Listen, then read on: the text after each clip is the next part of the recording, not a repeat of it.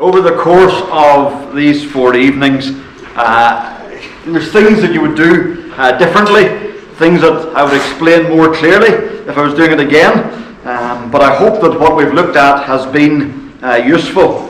And one of the advantages of doing several nights in a row is that when I go home and my mind's replaying all that I've said, sometimes you do think, well, that could have been taken in a way I didn't intend it, or I could have put that in a better way. And another evening means you can go back and clarify.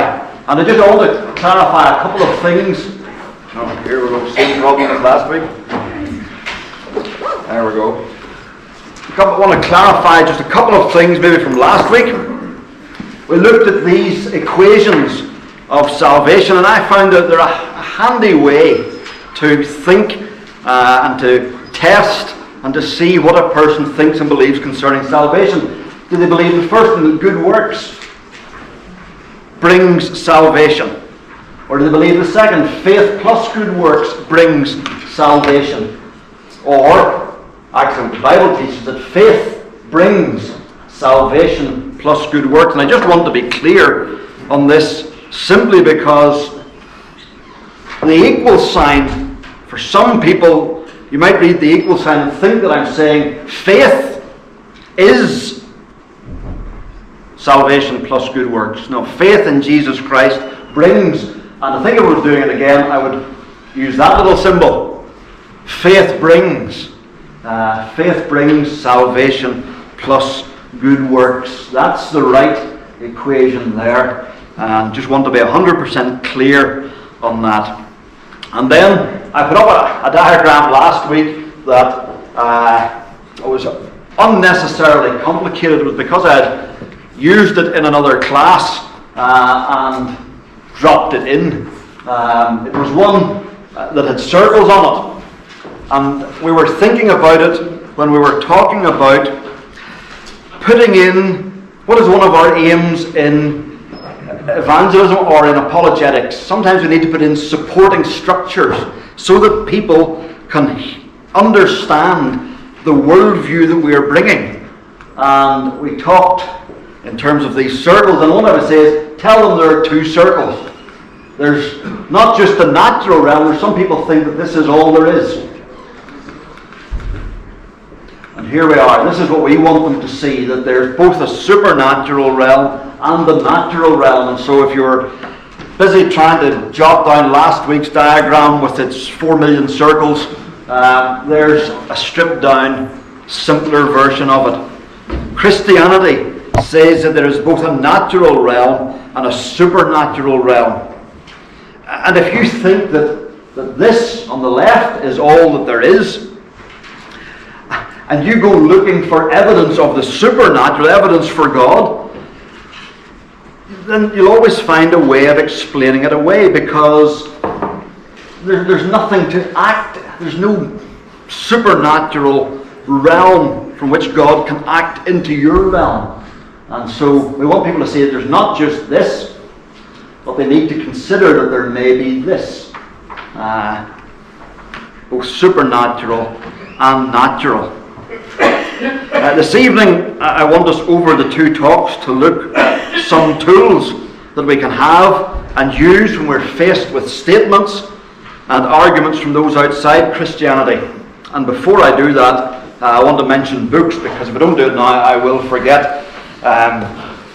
This is one book that I've highlighted, I think, every week. It's an excellent book in understanding how we got to where we're at. So if you're here for the first time, or you've been wondering each week, should I buy this book, come down and have a look at it. And the reason it's so good is that the writer is not just talking about where we're at today with different issues to do with the body, but how we got to where we're at.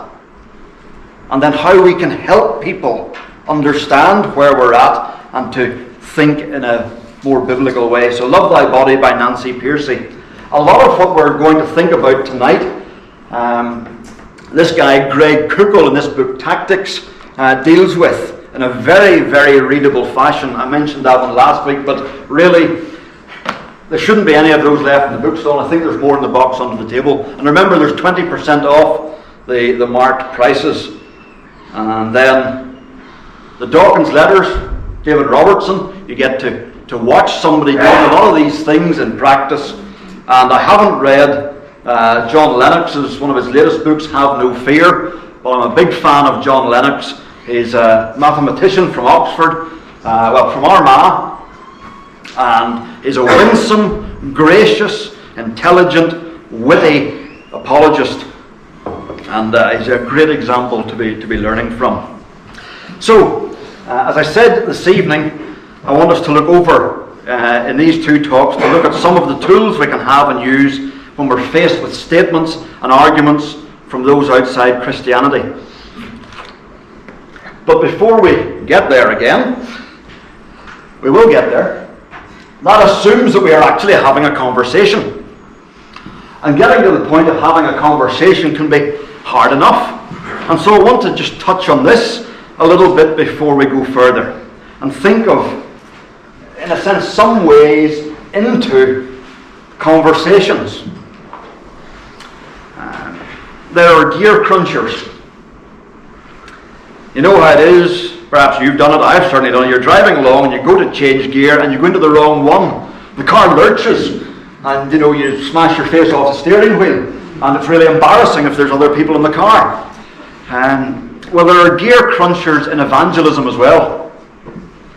Conversations purring along nicely, and then a Christian feels that due to some tenuous connection, here is a God-ordained moment for them to drop the gospel from a great height. And so there is a gear-crunching moment. Conversation lurches, swerves all over the place as the other person frantically tries to find out what on earth has just happened and to regain control. You ever met or heard somebody doing that? And sometimes people talk about, trying to turn the conversation to the things of God. And there's ways to do that are gentle, and then there's wringing the neck of the conversation.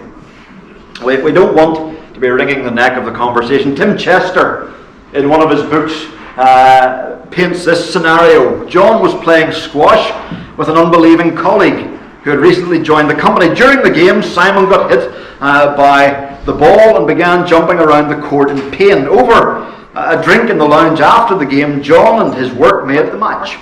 The incident with the ball is mentioned, and John responds, it's hard when it comes at you at speed like that. It's happened to me loads.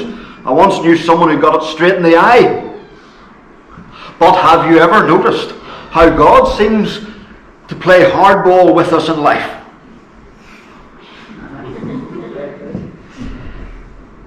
It's often far more painful than a squash ball hitting you. Redundancy, bereavement, rejection, the list is endless. But how will you respond, Simon, when those hard balls hit you like a rabbit punch in the kidneys? Are you thinking, wow, that's really good? Or are you thinking, bit of a gear crunch there?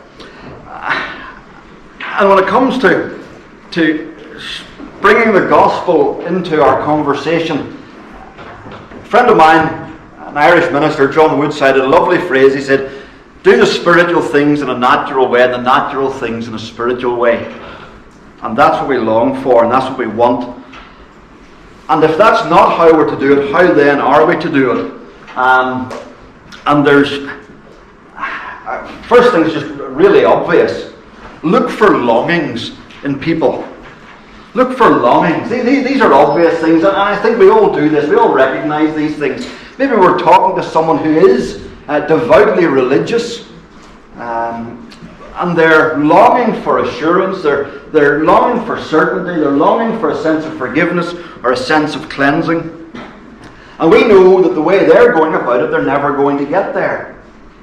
And we can say to them, instead of, as we talked last week, instead of contradicting them, saying, you're going about this all the wrong way, we can say to them, I know what you're looking for. Let me tell you how Jesus has provided it. So, look for longings. But there may be other sorts of longings. People talk about a midlife crisis. Sometimes that can be brought about by you've got to the point in life you realize your dreams and the goals that you had in your 20s and 30s aren't going to be achieved. And life isn't what you thought it would be. And what am I here for? And is this as good as it's going to get? And there's a longing for purpose and a longing for meaning, and we can key into that and share with them about how in our lives our meaning doesn't come from what we do, but our relationship with God.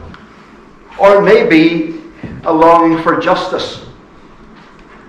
We live in a world where hard and horrible things happen to people. And maybe as you're talking with someone and they're telling you something of their story, and you can see that there's still a lot of hurt there because wrongs have never been put to right. And it's not that we glibly say, oh well, God will put it right. But we can say that longing for justice that you have is right. It's right. And we can say something, one of the things that I'm thankful for is that there is a God who will one day put things right. And I'm hanging on to that. And we can key into some of those longings. But that's maybe things that we're maybe more used to, but we live in a world where there aren't perhaps many longings. We live in a world where there's lethargy, complete apathy. In that book over there, the Apologetics at the Cross, the square one, the end of the table, the writers in it say, people have constructed webs of meaning that provide almost all the significance they need. Wow. People have constructed webs of meaning that provide almost all the significance they need. They don't even have a sense that there's something missing. And if they do have a sense that there's something missing, they don't think it's a God-shaped hole. They think it's, if I had that car, or if I had that relationship, or if I had a little more money, or if I could go on that holiday, or it's just something else that they haven't got and need to get. And the author, Joshua Chatra, asks, how should we then give a defense? Remember, Peter said we're to be ready to give a defense, or ready to give a reason for the hope that we have. How should we give a defense when people don't even care and aren't asking any questions? I want us to think of things that might act as stepping stones or points of connection that cause people to think. So look for stepping stones. Think again about purpose. We all live as if our lives have purpose, as if they've got meaning. And yet the world tells us that there's no great purpose. And yet people are wired to believe and to know that this isn't pointless. Watching a friend of mine's giving his testimony, and he talked about having had a terrible life and saying, I'm just a nobody. That's what I was thinking. I'm nobody, I'm nothing. And if this is all life has to offer, he said, I'm up for topping out. I'm up for taking my own life. And then he finished his stories. He spoke of how Jesus Christ had become his Saviour. And he said, where I had no hope, I now had hope. Where I had no purpose, I now had purpose. So you were wired for that, to long for that. And the Christian story makes sense of those longings. C.S. Lewis argued that every natural desire has an object in this world that it's aimed at. So if we are hungry, there's food. If we're thirsty, there's water. If we have sexual desires, sex exists. And Lewis said, if I find in myself a desire which no experience in this world can satisfy, the most probable explanation is that I was made for another world. People seek significance and purpose. And this world doesn't offer it. Only a few people end up significant. Only a few people end up with a purpose that is recognized decades, never mind centuries later. But yet we're wired to know that in some way we're more significant than that. And the Bible's storyline, the Bible's worldview is that we are made to know God. And that's where our significance comes from. And we're made not just to know Him, but to reflect Him and to enjoy Him and to be His servants in this world and to live forever as His servants. Now that's significance. That's purpose. And we have something richer that we can point people to. It can become a stepping stone. We don't need to give them all that at once, but it's maybe an itch that we've got something that can scratch it. Beauty. We've mentioned this before in these evenings. Why is this world so stunningly beautiful? Why are there such great tastes? Why is there this riot of colour? Do you know that your eye can your eye, not mine anymore, but your eyes. So I'm partially sighted for those of you who don't know. Your eye can detect, I think it's up to 7 million colours. That's incredible. Whenever Apple had their new high definition screen, what did they call it? Retina. You know. Why? Why are we wired to appreciate beauty? Why is it? Is it just random? Is it that there's been somehow some connection between how we've allegedly evolved and how the world around us has evolved? Why is it was it Sunday evening? Facebook was littered with sunset photographs from people in Northern Ireland. A few friends in Northern Ireland, you saw hundreds of sunsets. Everybody thought theirs was the best. They were stunning.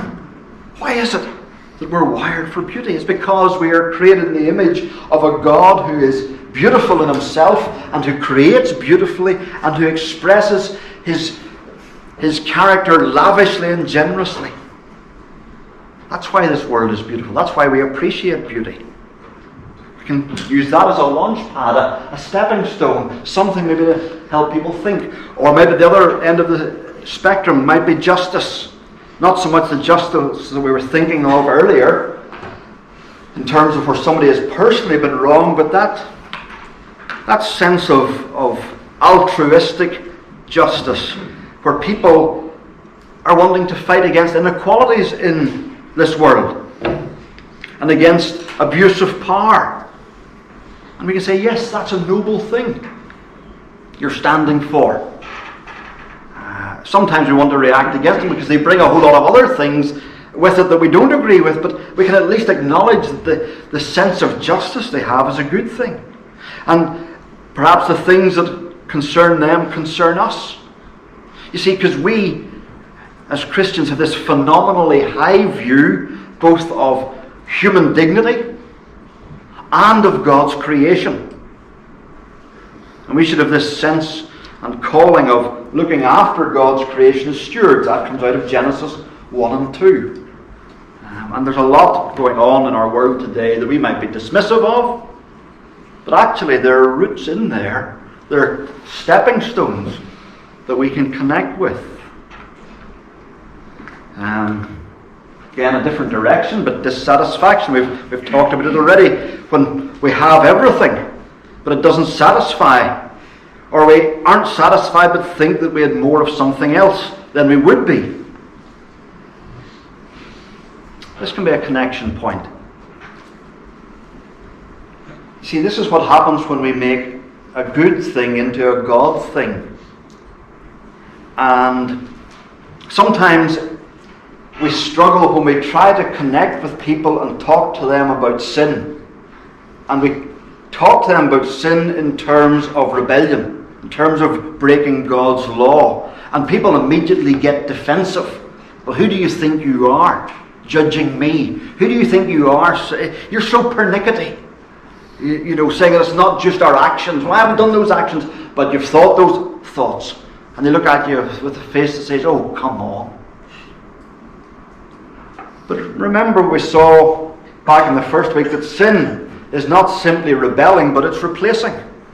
It's substituting something else in the place of God. And sometimes people will more readily see that could it be possible that you have put a good thing and made it central in your life instead of having God as central? Oh yeah, I've done that. Yeah. And you see, then when we do that, whenever we make a good thing a God thing, the Bible's word for that is an idol.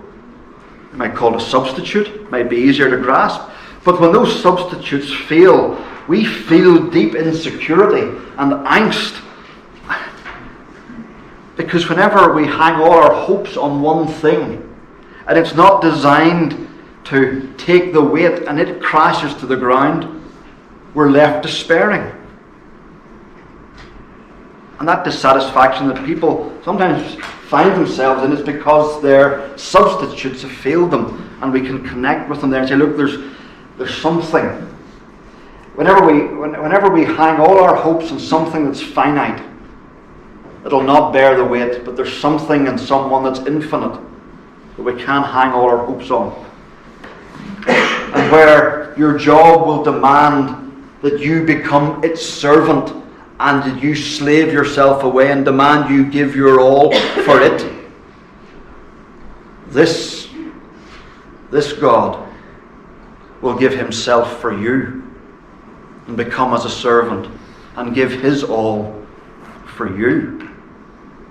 See, we can connect dissatisfaction. And here's another surprising one, perhaps. There's a stepping stone here. We live in a world that doesn't know what to do with death.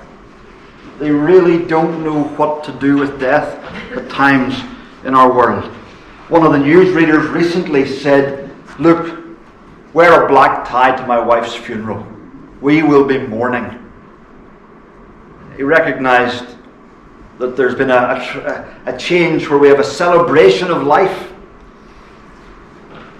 and the awfulness of death is swept aside. And he said, no, we want to grieve. And people are often afraid of death. And yet here's something where Christians have a completely different perspective. And one of the reasons I put this one in is that recently I had a funeral to take, and nothing to do with me taking the funeral, but a friend of my wife's was meeting my wife for coffee and said, so talk to me about funerals. Wow, there's an interesting point of connection.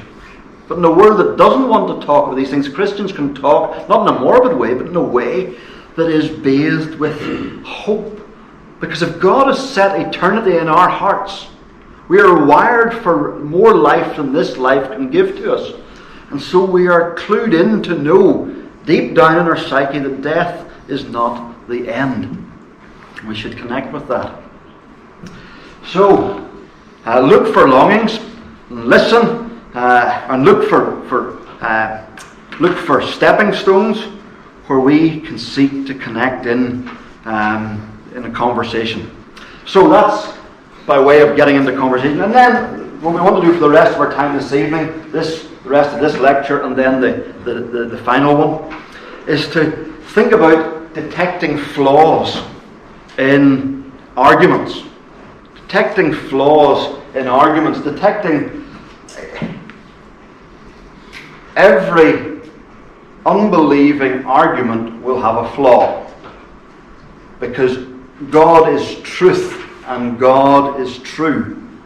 And so everything that is arguing against God will have a flaw. It can't be consistent. And what we want to do is to, in a sense, to have for ourselves some tools that help us find the flaw. What do we say when we get bombarded with memes? Here we are. Oh, look, Horus. There he is.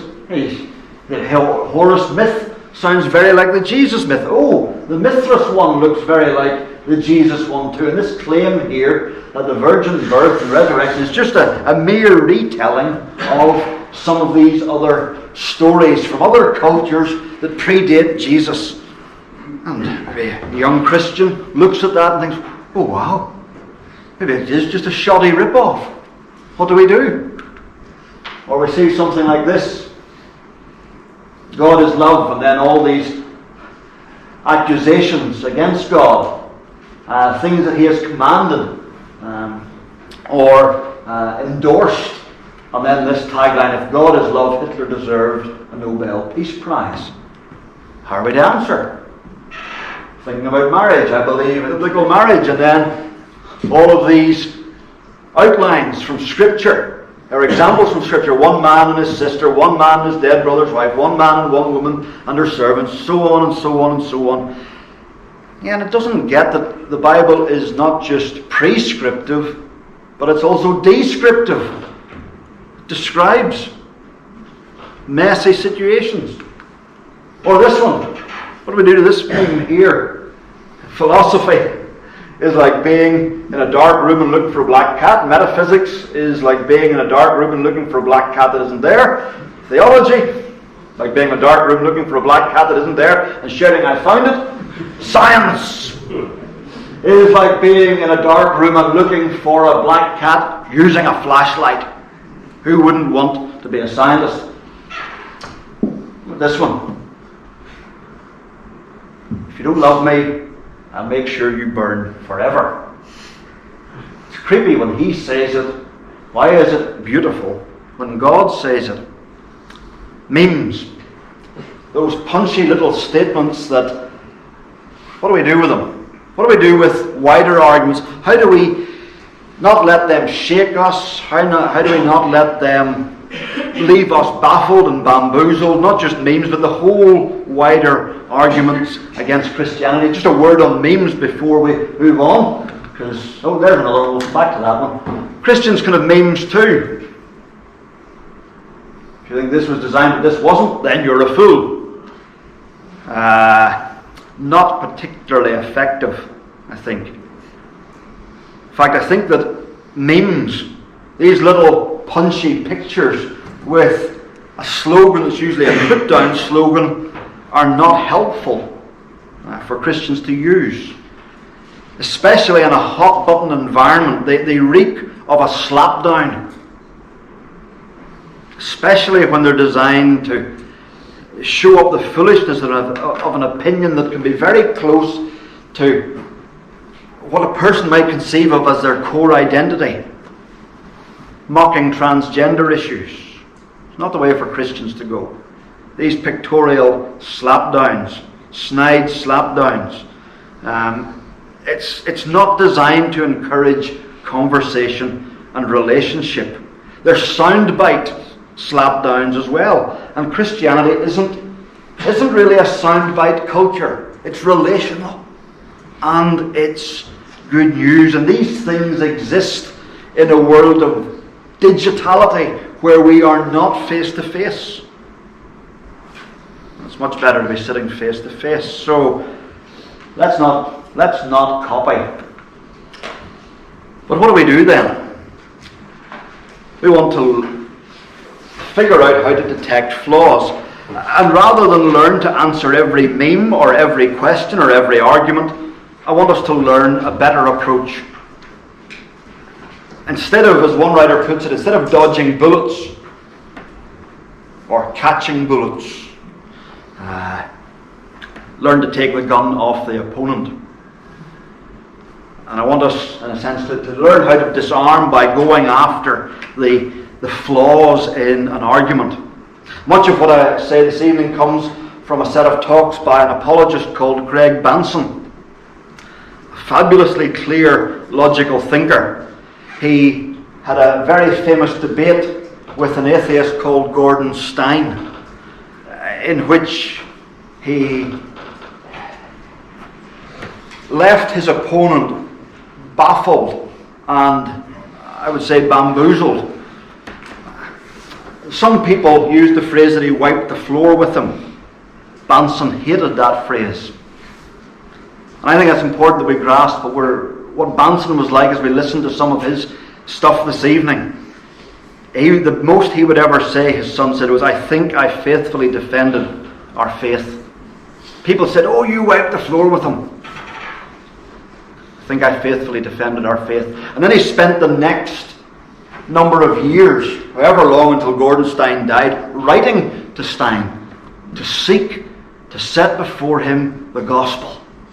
Not to win an argument, but to bring a person to Christ. So that's actually the heart of what lies behind this. And although we've got it down as detecting flaws, and it might seem a little argumentative or whatever we might call it, I want us to remember that spirit. It's not a spirit of superiority or triumphalism. It's a spirit of wanting someone to find the truth and helping them to see, here's an error. Here's something you're thinking that doesn't work. I desperately want you to think in a way that does work, because all we are, somebody else put it, we're one beggar telling another beggar where to find bread. So, the Christian believes that the universe only makes sense because there's a God. And that means that all arguments against God will have a flaw in them somewhere. So, how do we spot these? And there's 5 questions I want us to think about. And we'll take the first bit of the first one in this session, and then we'll stop for coffee. Is there a reason given?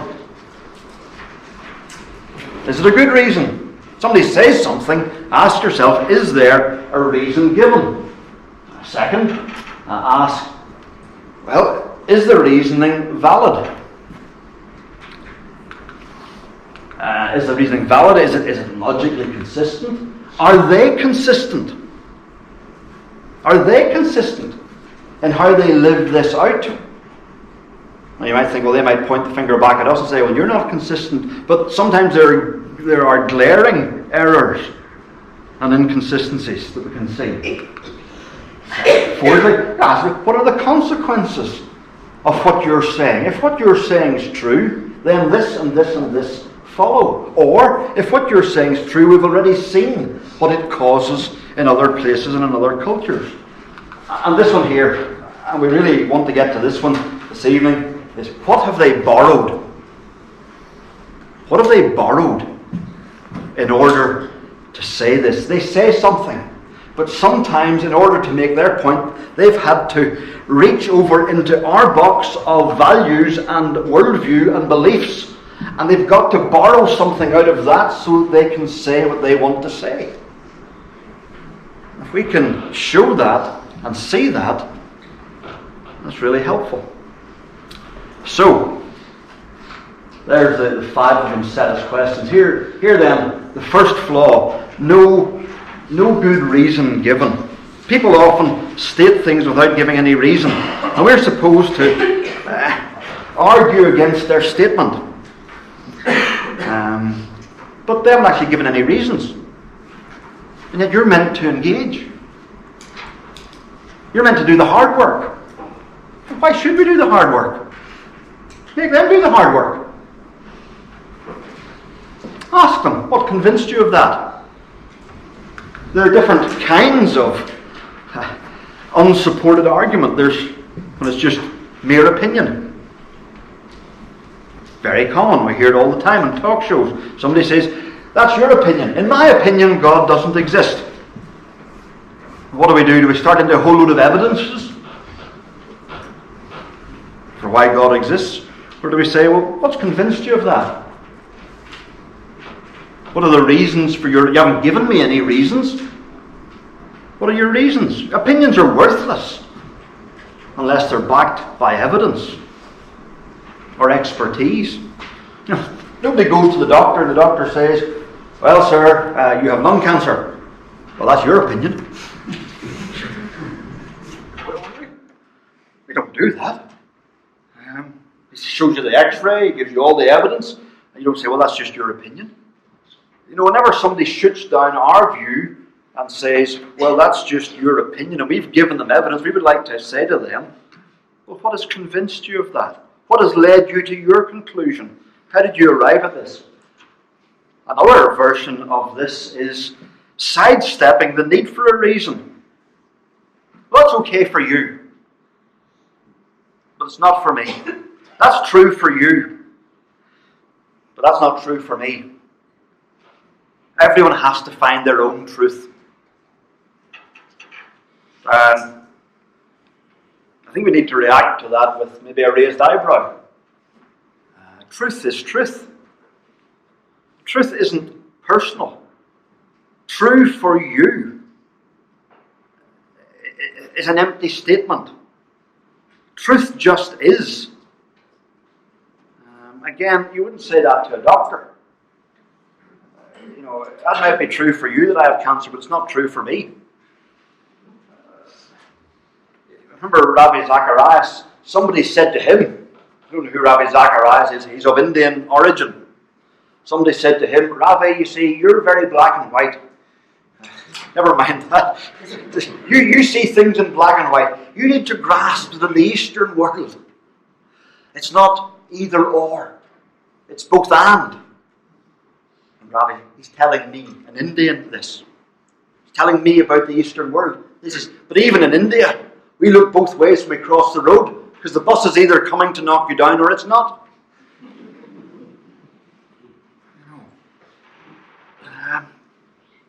This idea that there are different truths out there doesn't work. Truth that contradicts itself isn't truth. Somebody says there's no such thing as absolute truth. I might say to them, well, is that absolutely true? Somebody says we should just respect each other, as if that means that we can't disagree with each other. You've got your truth and I've got my truth. We should just respect each other. But you can respect and love a person while disagreeing with them. In fact, it's a form of respect to enter into discussion with someone because you're treating them as a thinking human being. If they believe something is right, then we want to hear the reason why. And I think there's something that we need to recover in our world.